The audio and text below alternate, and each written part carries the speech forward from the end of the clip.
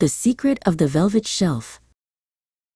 In the corner of the attic, under a layer of silver dust, Clara found a box tied with a frayed silk ribbon.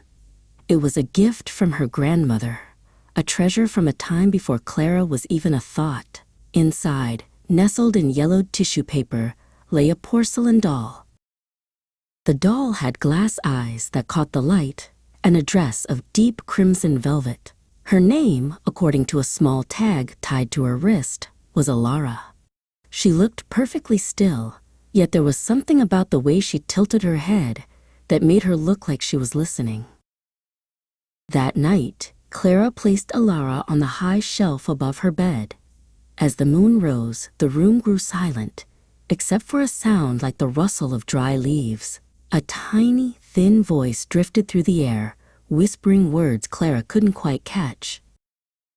When Clara woke the next morning, the high shelf was empty. She gasped, her heart thumping against her ribs. She looked down and found Alara sitting on the rug at the foot of her bed, her porcelain hand resting on a stack of Clara's favorite storybooks. Clara picked up the doll, her fingers trembling. "How did you get down here, Alara?" she asked. The doll didn't answer, but as Clara held her, she felt a faint vibration, like a tiny heart beating beneath the velvet dress. The whispers grew louder the following night. They weren't scary, Clara realized. They were sad. The doll was humming a melody that sounded like a lullaby from a very long time ago. Clara sat up and turned on her bedside lamp. Clara saw Alara sitting on the edge of the shelf, her legs dangling over the side. The doll was shivering. Clara realized that the attic had been cold and lonely for many years. Alara wasn't haunting the house. She was just trying to find some warmth. Clara wrapped the scarf around Alara's porcelain shoulders and tucked her into bed right beside her. The whispering stopped. In its place came a soft, sighing sound of contentment.